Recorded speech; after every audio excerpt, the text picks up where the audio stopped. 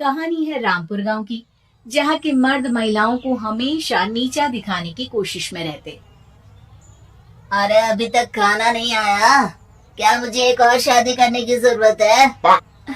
नहीं जी नहीं, ऐसा मत करना, वरना मैं कहाँ जाऊंगी। खाना लेकर मैं अभी आई जी। गांव की पंचायत में भी फैसले हमेशा औरतों के खिलाफ ही रहते। मैं जो फैसला सुनाता हूँ वो भगवान की आज्ञा होती है।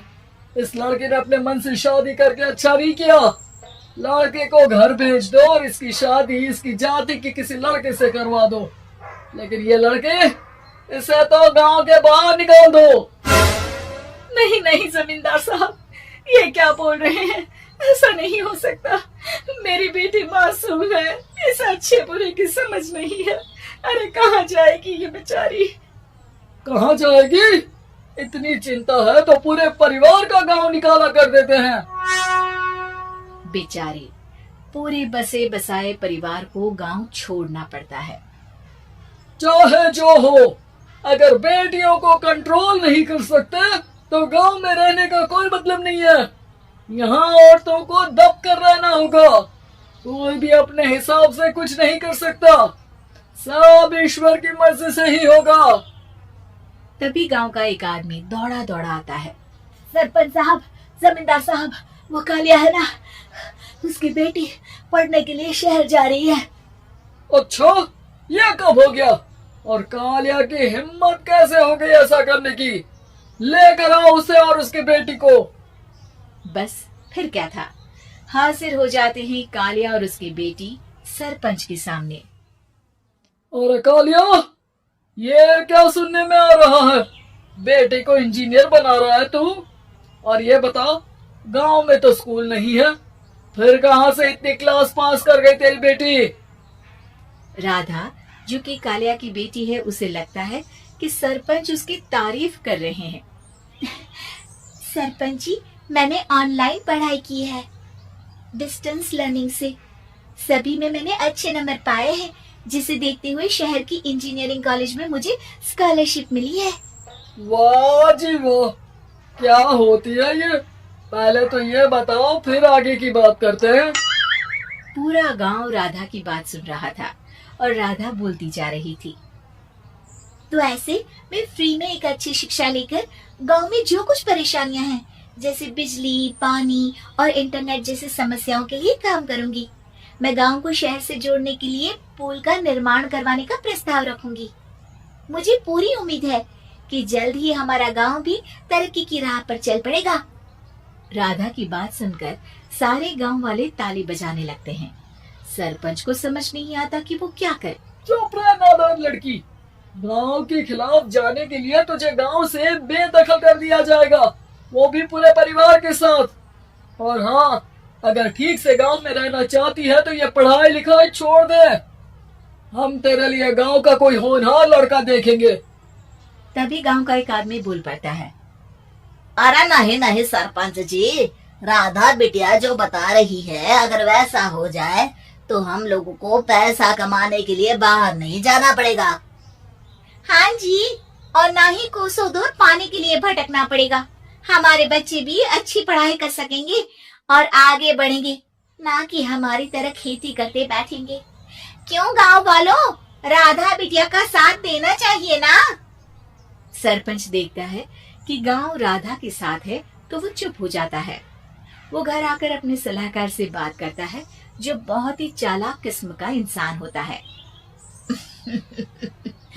अरे सरपंच साहब, आपको बहुत ही होशियारी से काम लेना पड़ेगा। एक बार गांव तरक्की कर गया, यहाँ के बालक पढ़ लिए तो कोई ना पूछेगा आपको। और फिर ये जो बेटा और बेटी है ना आपके, इनको भी आम लोगों की तरह ही जीवन जीना होगा। हाँ, लेकिन करे तो क्या करे? वो ना आप मुझ पर छोड़ दीजिए, बस मैं जैसा बोलूं करते जाइए।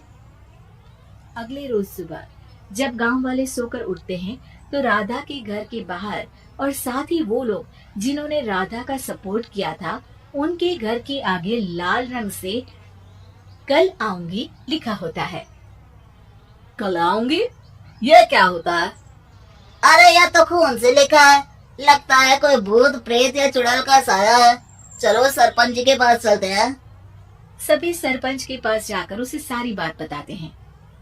अरे ये तो बड़ी मुश्किल की बात है। चलो मैं एक बाबा को जानता हूँ, उन्हें बुला लेता हूँ। सरपंच बाबा को लेकर गांव के घर के बाहर जाता है। ओहो, तो ये वो चुड़ैल है जो उन लोगों को निशाना बनाते हैं जो गांव को बदलने का सपना देखते हैं। वो गांव को ऐसे ही संपन्न देखना चाहती है, वो नहीं चाहती कि कोई बाहरी यहाँ का कायाकल्प करे। क्या तुम लोगों में से किसी ने गांव को बदलने की सोच रखी है? तभी राधा की माँ रोते रोते आती है। मेरी राधा घर से गायब हो गई है। अरे कोई तो बचाओ, मेरी बच्ची कहाँ गई?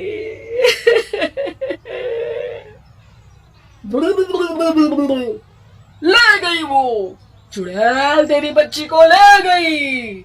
अब वो उसे शापित करके छोड़ेगी, उस पर चुड़ैल का साया हो जाएगा। तभी बुरी सी हालत में राधा भी वहां आ जाती है।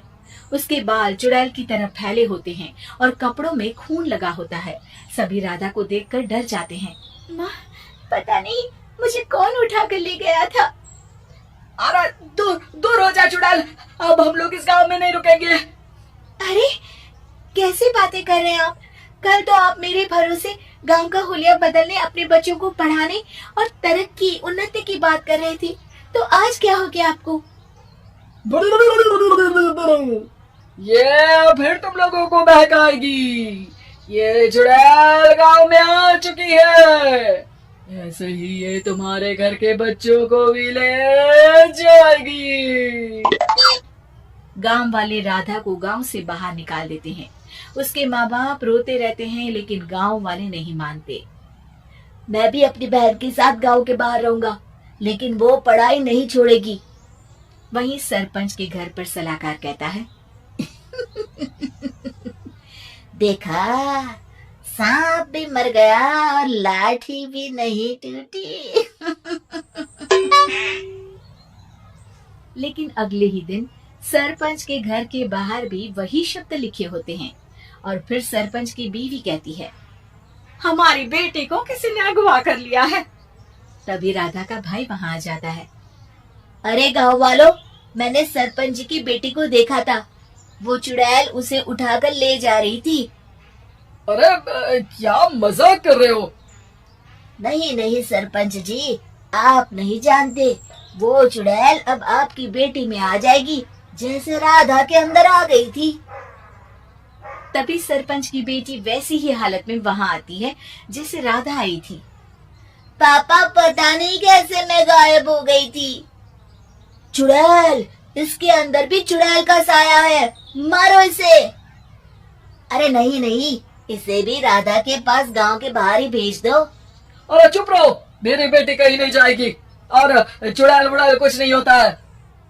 अरे कैसे बात कर रहे हो सरपंच जी?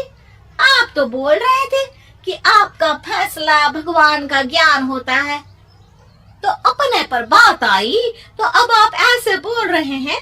अरे ना ना ना, आपको अपनी बेटी को त्यागना ही होगा। अरे बुलाओ बाबा को। राधा का भाई बाबा को ले आता है, जिसे अब गांव वालों के डर के कारण सच बोलना पड़ता है। मैं कोई बाबा नहीं हूँ, मैं तो मोची था। ये सलाहकार महोदय ने मुझे कहा था एक्टिंग करने को। वो मुझे पैसे देने वाले हैं। अब मुझे माफ कर दो। गलती हो गई, मुझे माफ कर दो।